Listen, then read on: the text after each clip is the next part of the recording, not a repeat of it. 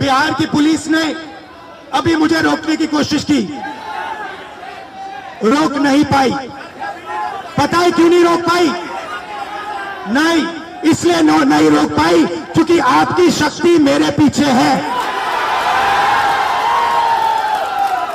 आपकी शक्ति मेरे पीछे है, इसीलिए कोई दुनिया की कोई शक्ति उसको रोक नहीं सकती है।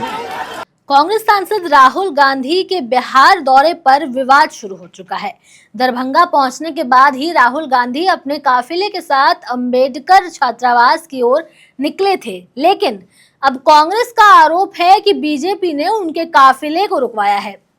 खानकाह चौक के पास राहुल गांधी के काफिले को रोका गया है। हालांकि एयरपोर्ट पर मौजूद प्रशासन ने राहुल गांधी को ये बताया कि अंबेडकर छात्रावास के आसपास धारा 163 लागू है, ऐसे में वहां शिक्षा न्याय संवाद कार्यक्रम नहीं हो सकता है।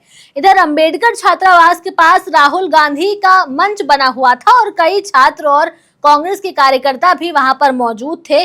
शिक्षा न्याय संवाद कार्यक्रम कराने पर अड़े हुए थे, जिसके कुछ समय बाद ही राहुल गांधी ने युवाओं को संबोधित भी किया और इस दौरान उन्होंने कई सारी बातें कही, संविधान को लेकर के, शिक्षा को लेकर के। इसके साथ ही उन्होंने और क्या क्या कहा ये सब जानेंगे, लेकिन उसके लिए आप ये वीडियो देखिए। मैं जानता हूँ SC ST अति पिछड़ा हॉस्टल्स में यहाँ क्या होता है। मैं आपको गारंटी देता हूं, जैसे ही हिंदुस्तान में सरकार आएगी, जैसे ही बिहार में हमारी सरकार आएगी, हम ये सारा का सारा बदल देंगे और आपके लिए जो होना चाहिए वो करके दिखाएंगे।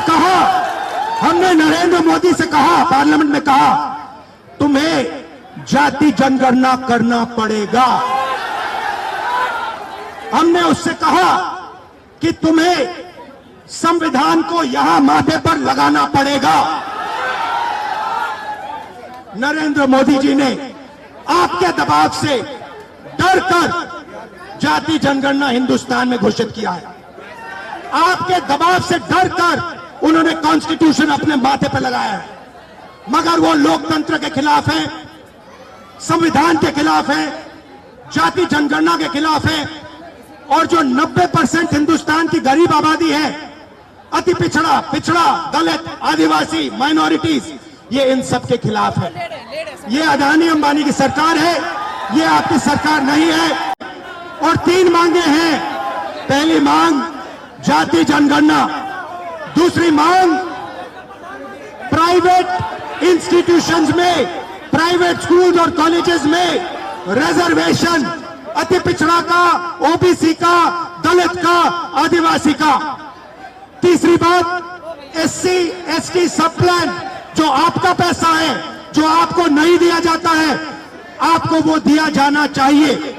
ये 3 चीजें कहने में आपसे आया था।